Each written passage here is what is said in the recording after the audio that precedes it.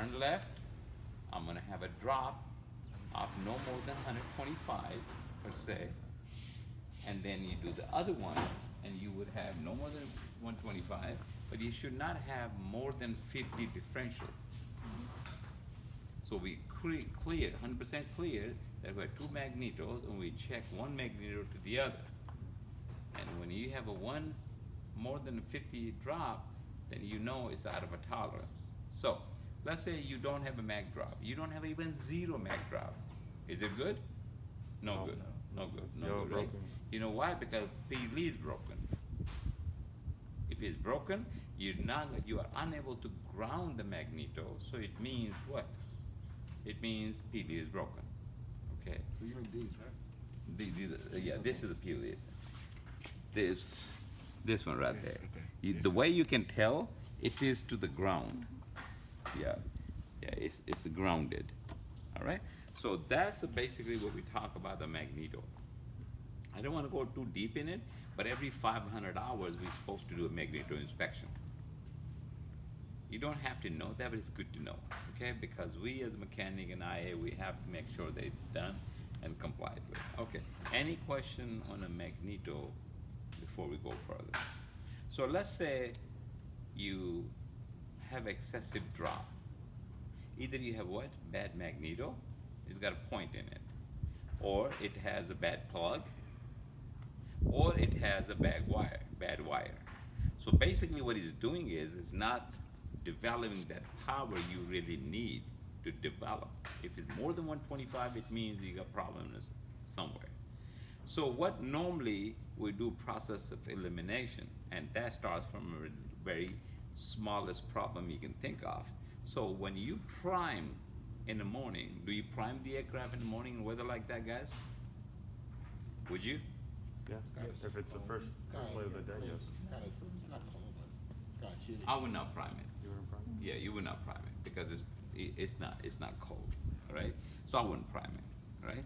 So let's speaking of a priming, all right? So when you push the primer, where do you think the fuel is going to? To the cylinder. How? Good answer, but how? The fuel line. Injection line. No, don't have injector. These are carburetors, right? Okay, so how does that go? You go through the carburetor distributed to the head cylinder. No, come on over here. They got the right answer on this side. He's standing the wrong side. You're looking cool, but you're on the wrong side.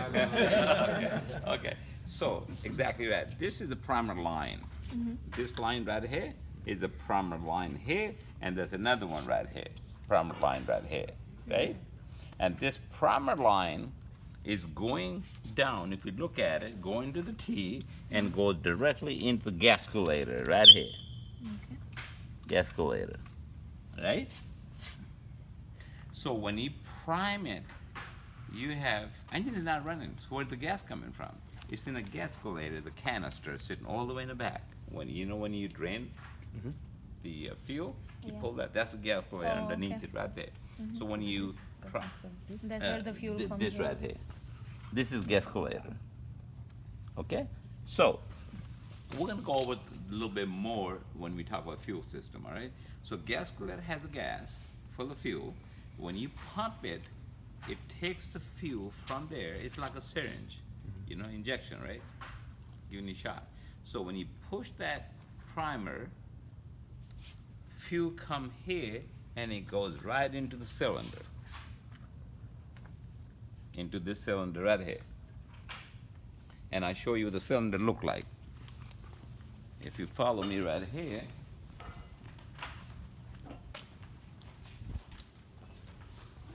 this is the cylinder. Right? This is your plug.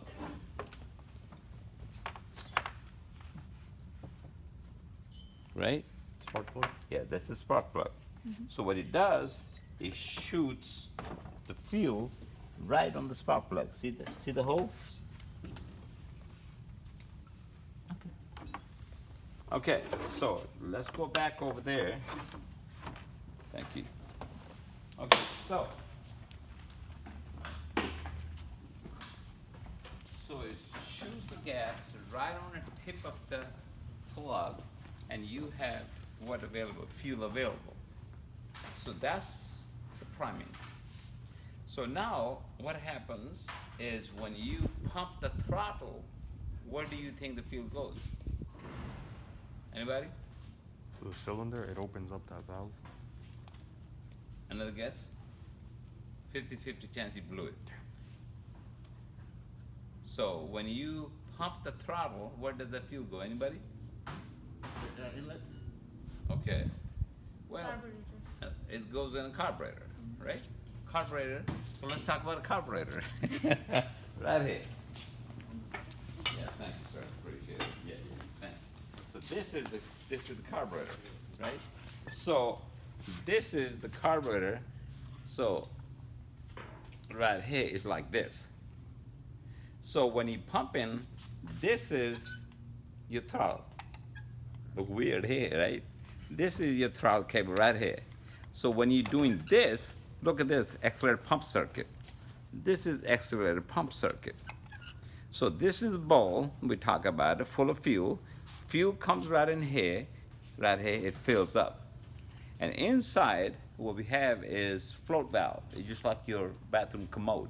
Shh. When it fills up, it shuts off, and that's it. No more fuel coming. When fuel is consumed, what happens? Then flow drops, needle valves open, and the fuel starts filling up again, okay? So now you're full of fuel. So when you do this, see what I'm doing? This is actually a pump circuit. It's got a little syringe in it. It shoots the fuel into a main nozzle. And main nozzle is right there. See the main nozzle? Yes, sir. Okay. So it's a squirts. Just like a spray. That's correct. Spray. Spray. So now you don't want prime because the plug gonna get flooded. We're gonna have too much oil. I mean, too much fuel. So if it goes too much fuel on the plug, this is the plug. So if you look at the plug condition, if you see a gray plug, burning great. If it's black, it's burning rich. And sometimes you have a lead build up, and then it shorts out the plug. If lead builds up around it, it will short out. It means it will not jump the spark. So that's the definition when people say they flood the engine. Okay, when it floods, then you're gonna have all wet. It works as a conductor. Fuel is a conductor, so when you got a lot of fuel in it, it's not gonna fire. And fire means it's firing, but it's a bad language. It's turning, but it's not starting, because the spark is arcing, jumping from here to there. But guess what's happening? It's conductor because it's a lot of fuel. We have to burn that fuel off. Now what we got? We're gonna have excessive drop. So don't think we're bad magnetos. Magnetos are too expensive. Don't scare me. Don't give me no heart attack. I don't have a bad magneto, and I know better when you tell me that, because I know I got a brand new magnetos or reconditioned magneto or remanufacture. So the minimum thing can happen is you put too much primer. So don't prime it. But if you pump the throttle, fuel is not going here. It might flood, and you hear the backfire. You try to start it, say boom. That's what you're gonna hear. And that's your backfire. It means you've put too much fuel in it, all right? So just one time is good enough. So basically, when you're adding a little bit extra fuel, what you're doing, you're saving your battery life, saving your starter life, saving the plug, and then starting the engine just like that. So what that's to say, pull the throttle back in 1/4 inch. And let me tell you what that basically would mean, right? Okay. So, I'm gonna borrow this cover here one more time, boss. Okay, so, when you got the throttle all the way back, that's closed.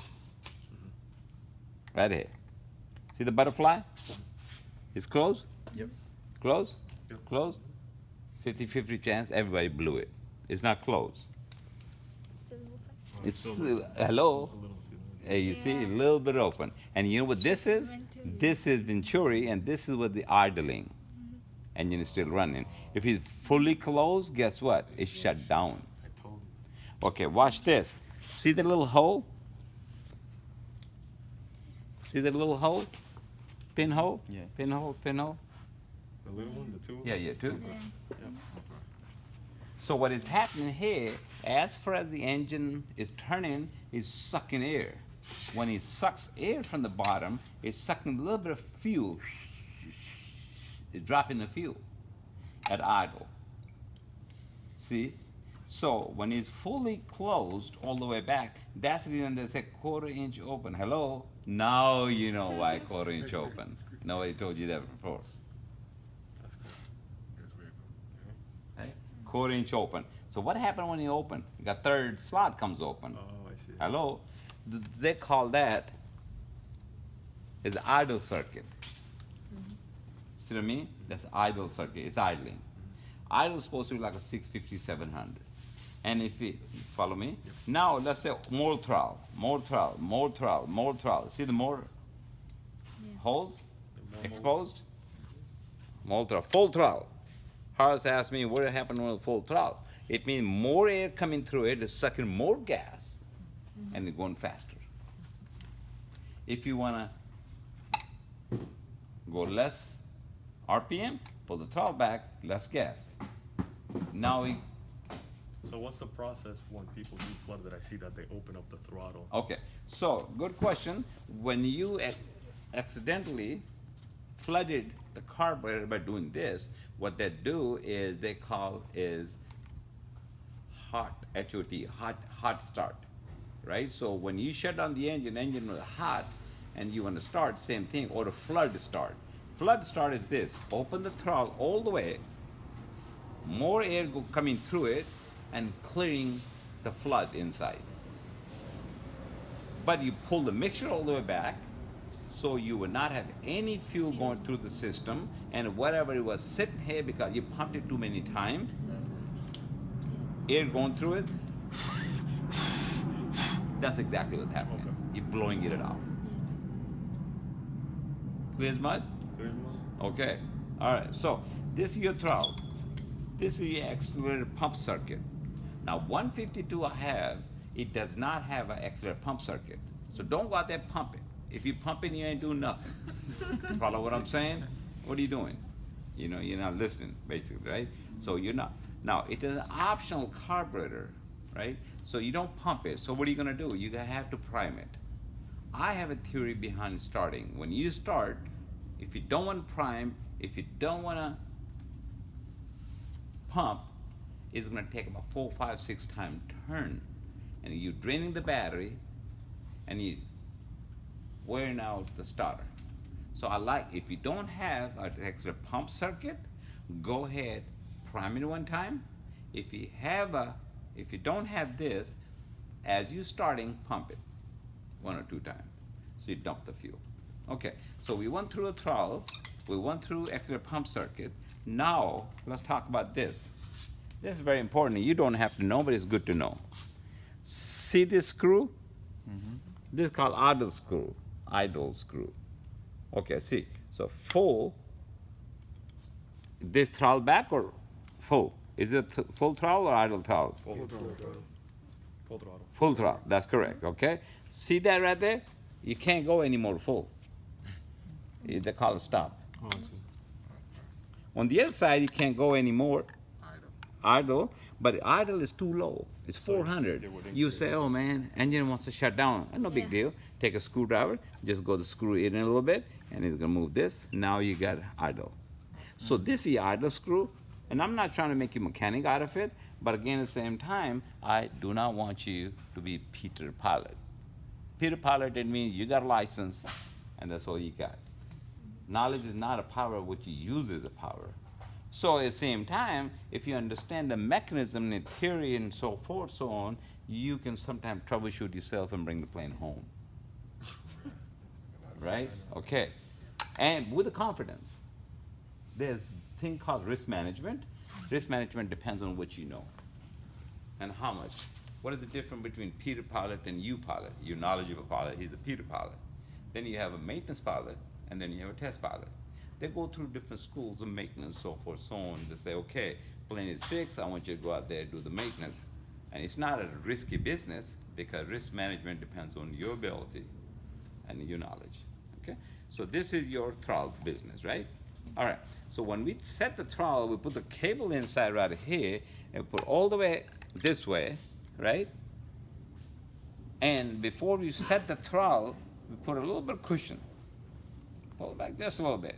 This is against that stop, but we don't want to push that throttle all the way to firewall. If you do all the way to firewall, you don't know actually if you stopped here or not.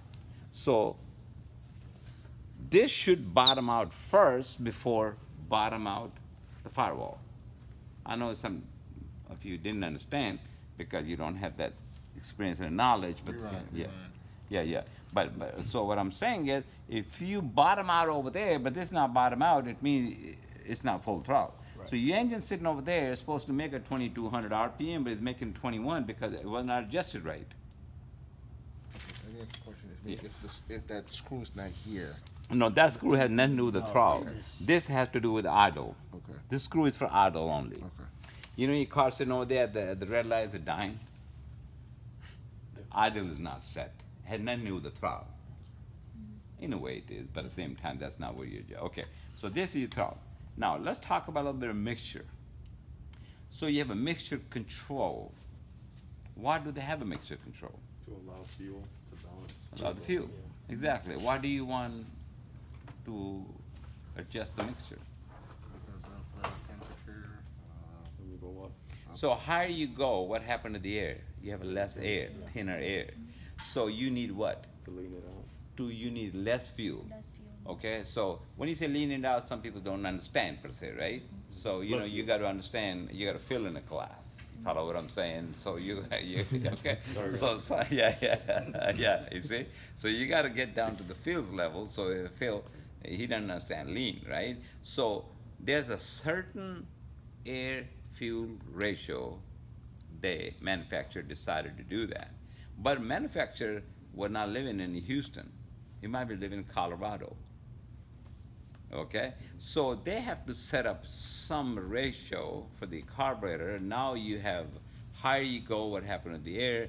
You get thinner. It means you need to maintain the same ratio. What do you need? You need to reduce the amount of fuel. I call it that way so people can understand that, and that's what we call leaning. Leaning, or increasing the fuel or reducing. So increase we call it rich, and decrease we call what? Leaning, right? Okay.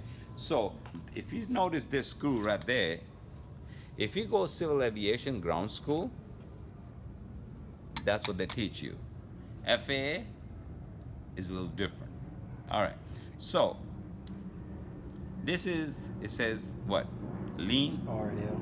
R and what? R&L. Right, R, lean and rich. So that's what we use to lean and rich the carburetor.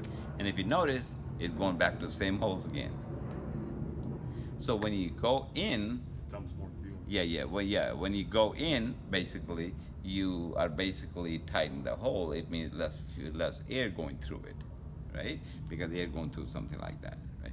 So this is that screw. Now let's talk about mixture control when you have that in hand. This is mixture control right there. Okay, this is mixture control. So same thing, we reduce the mixture, reduce the mixture, reduce the mixture, reduce the mixture. At one time, it's gonna it's not gonna have enough fuel in there. It's gonna shut down. All right. So this is basically simple carburetor. No, this right here they call a drain plug. Every 100-hour inspection, we're supposed to take the safety wire off, take the plug off, let it drain, and see if you got any water in it. 100-hour inspection. So if you have a water in the carburetor, what do you think is going to happen? Cover the ice. If you get the high. It's gonna run rough. Run rough. That's a good one. Okay. So you water. Everybody knows that, right? So and eventually it's going to shut down, right? Lady called the husband and said, "Hey, honey, my car don't run." He said, "What's wrong?" They said, I got a water in the carburetor. He said, what do you know about water in the carburetor? You don't even know. What are you talking about, right? She said, I'm telling you, I have water. She said, where are you? She said, I'm in a lake. So listen to your wife, okay? Everybody gonna get about 10 minutes call to call her, okay? All right, somebody asked me, what is the safety wire? In aircraft business, everything gotta be somewhat safety. Either the safety wire, in order to have safety wire, you have to have a hole so you can safety it. Or sometimes you have a self-locking nut. Sometimes you have a cotter pin, you can put the cotter pin in. So we got a lot of vibration, so make sure nothing kind of comes out. See right there? You got a nut, but you got a cotter pin around. See, you got a nut, you got a cotter pin hole in there, okay? But we don't want that thing to back out, right? All right, so this is basically, we concluded, this guy right here is actually a pump circuit. In the bottom, it's got a little screen inside. So when fuel goes, it goes clean. All right, so that's the carburetor class. Now, let's talk about, you talk about this right here is air box. Remember you talk about carburetor heat. Why do we have a carburetor heat? See the flap? What do you think this is doing? Allows what? Yeah, okay. To air go through it, right? Okay. So why do we need a carburetor heat? In case we have ice buildup. We have ice built up, we need a carburetor heat. It will melt the ice. So if you're flying around, if you build up a carburetor, if you build the ice, how would you know? It's run rough. RPM kind of go like this, drop a little bit, right? And then you pull the carburetor heat. It's gonna drop more. Drop. It's gonna drop more. That's the answer. It's gonna drop more, and then what's gonna happen? It's gonna come back and say hallelujah, right? Okay, that's what's basically happened, right? So hey, man, I did something right. Okay, so you're flying around. Can you build up ice today? Depending on the temperatures. You listen to Bill Clinton too much. Yes or no? No. Yes. Yes, yes, yes, yes, no, yes. I say Okay, yes. yes, okay. So what does it take to build ice? I do that all the time in my refrigerator at home. I'm an old-fashioned guy, right? So what do I need? Tray. All right? We have a tray. We live in the tray. We have a tray, right? Yeah. And then I put a little bit of water in it, and put the tray in where? Where you have a low temperature, and freeze it up. Hello. So you know, when one guy came into school and he said, you know, I hate science. I said, you have a refrigerator? I said, you see, he said, I don't like math. I said, you have some money in your pocket? He said, yes. Do you count? Yes, yeah. No. You okay? You can be pilot. Okay, you know math, you know science. Let's go. Do you have electric? Turn on and off. That's science. Okay, so we're good. Let's go to ground schools. Okay, so here we go. So that is basically is what is happening here. Basically, the air is coming all the time. You have a little thing called, I'll take you over there to show you. Okay, you can have your carburetor, Anthony. Thank you, I appreciate it. Okay, so here we go. So this is what they call the shroud for carburetor heat. So you got a hose right there, and heat is always coming, the air is always coming in, but it does not go to it goes to the box all the time. But at the same time, it's always hot.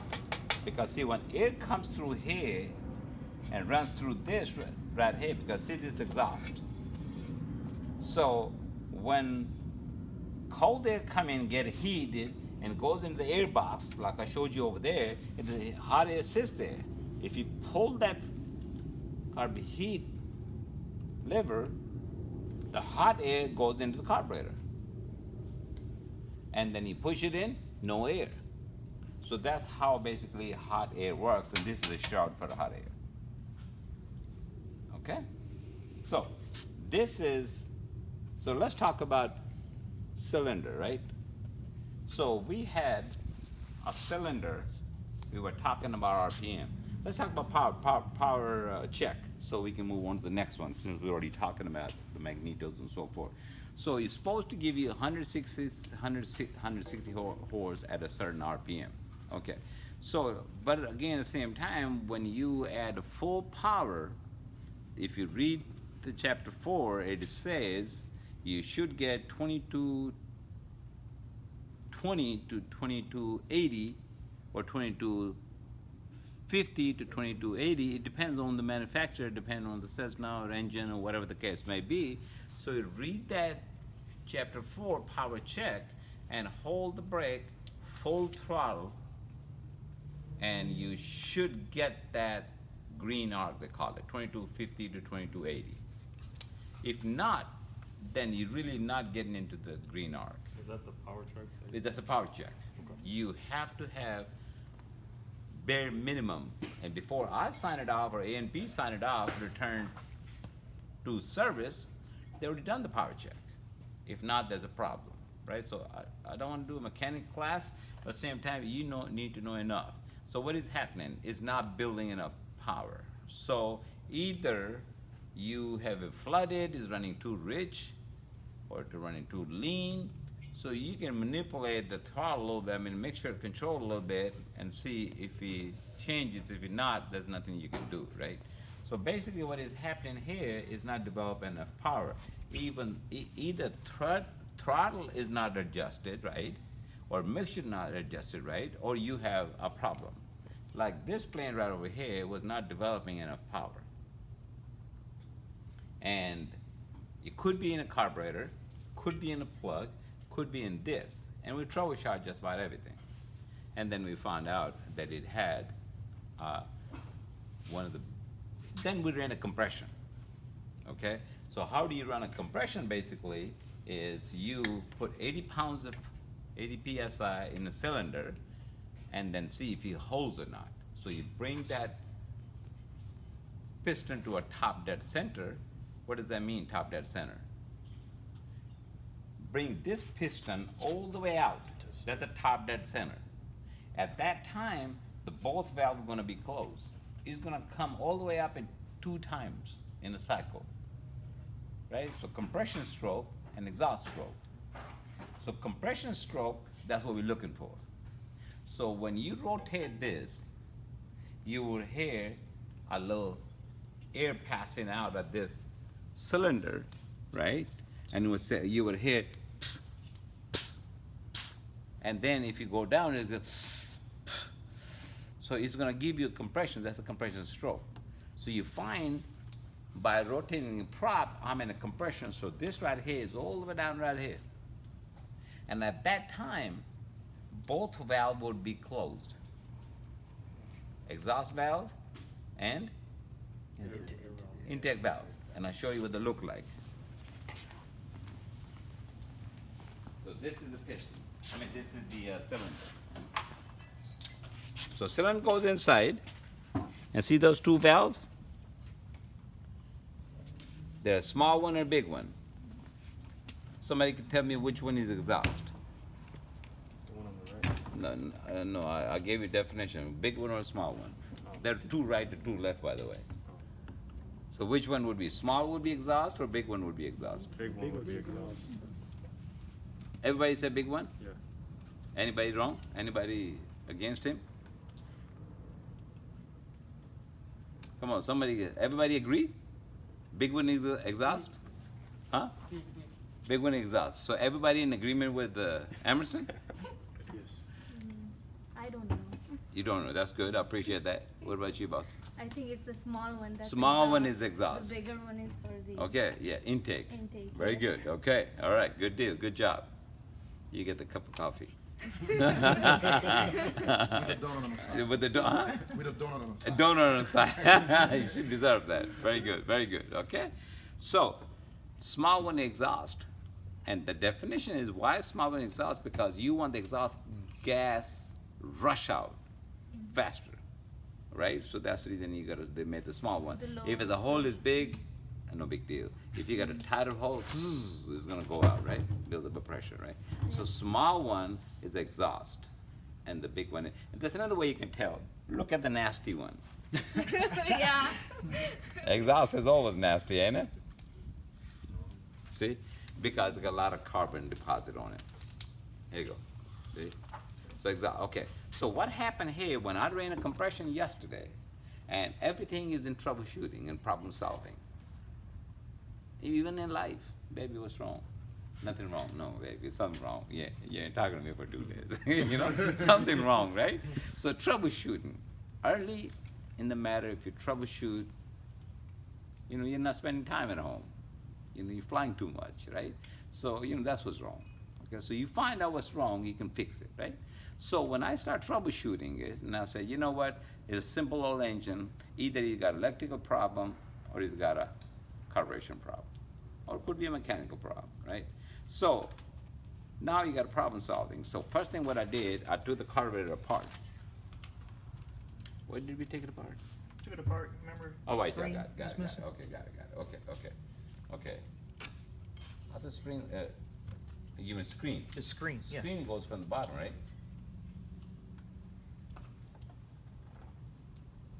Yeah. Yeah. Yeah, okay, all right.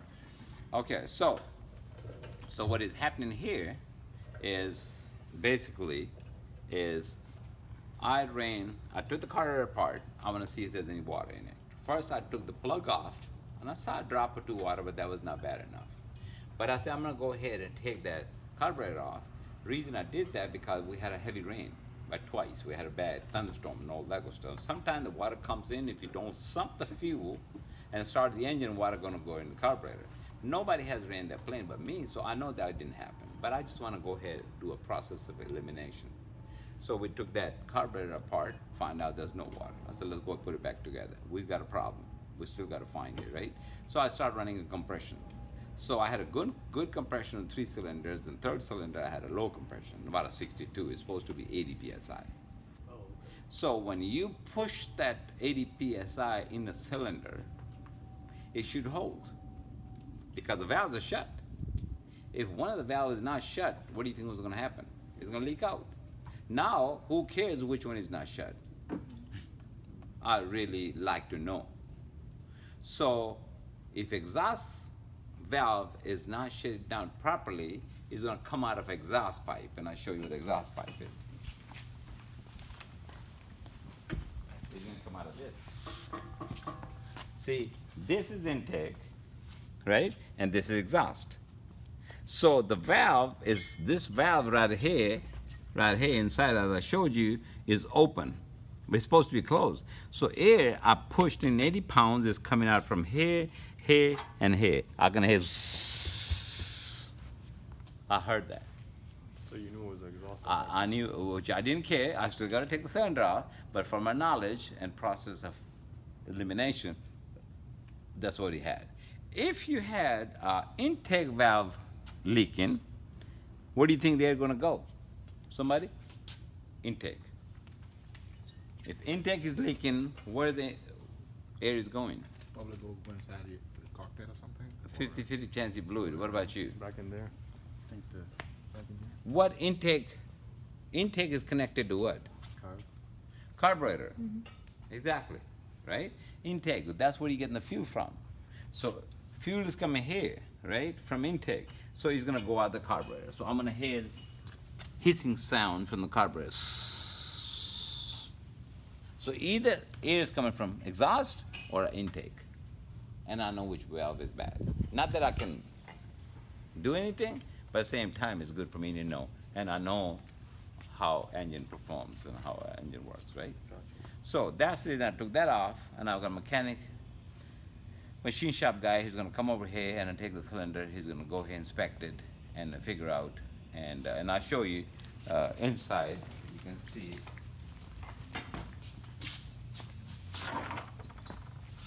If you see the seat is not seated properly. On what, the exhaust? Yeah. So it's If kind you of see it, yeah, you see, yeah. See if you look at it. And if you look at it a little bit better. See the exhaust valve? You see a little bit of daylight. See a little bit. See how this is sealed so good? Intake? But intake is loose too on this side. Yeah.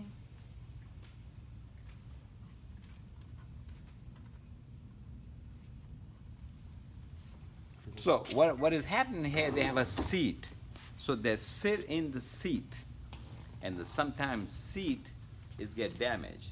And how do you get damaged? When you're running hot. So when you have a mag drop, you try to clear the plugs. How long, you lean it, right? So how long do you want to keep it at peak lean? How long? 45 seconds. Yeah. If you run it longer, you're gonna get hot, and you're gonna damage the seats, so forth, so on. And nobody's fault, but it happened. Even though it's got a new engine, it's $300. All right, let's go back to the piston now. Okay, so this is the piston, and you got two rings, ring here and ring here. That's a compression ring. It holds the compression. So if the valves are good and you don't have a compression, rings are bad. But this is a brand new engine, so ring cannot be. You can tell the piston has been new. This is what they call the oil ring. You scrape the oil, extra oil, but at the same time it prevents the oil go from here to the plug. If you take the plug off and you see a lot of oil on it, this ring is bad. And then what you do, you pull that.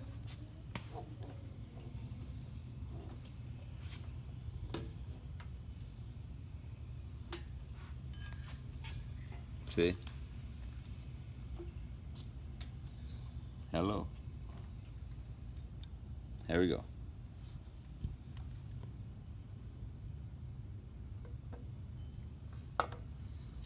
You almost got to be a surgeon.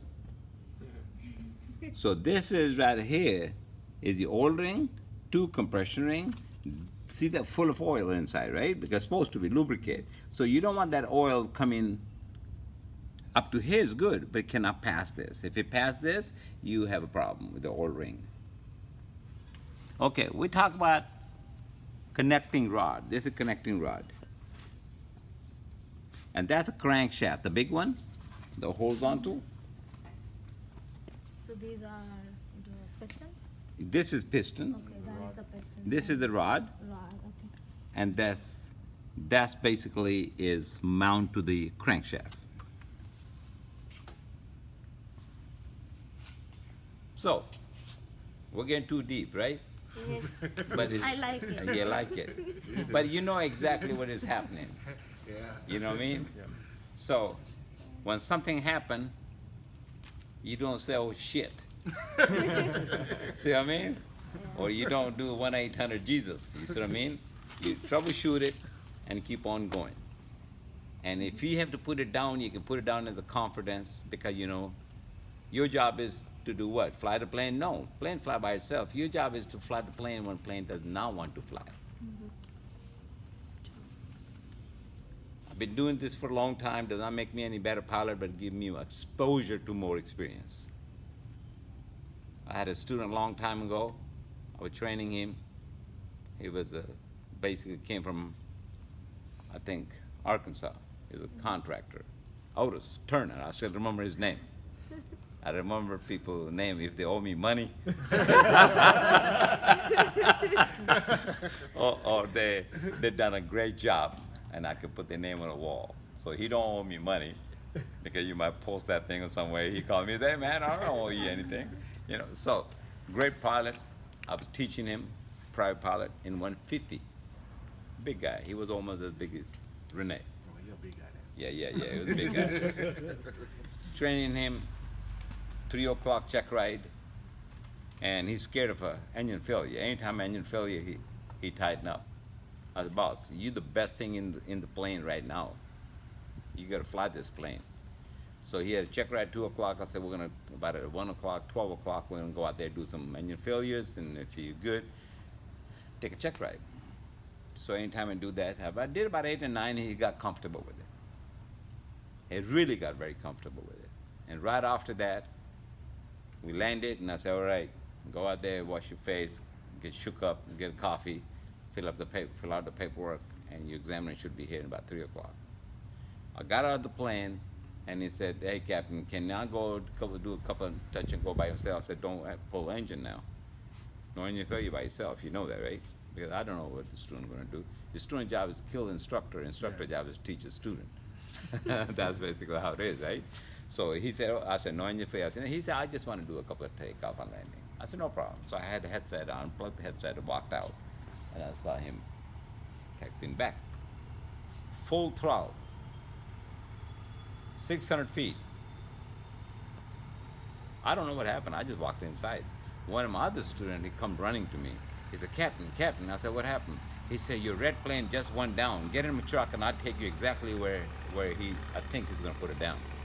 Okay, he was a local guy. He was one of those tree business. So went over there and I picked up a phone call. Otis talking to me. He said, hey, Captain. I said, hey, man, you all right? He said, I just crashed the plane. And he said, how do you know? I said, it's my plane, man. I know. Right?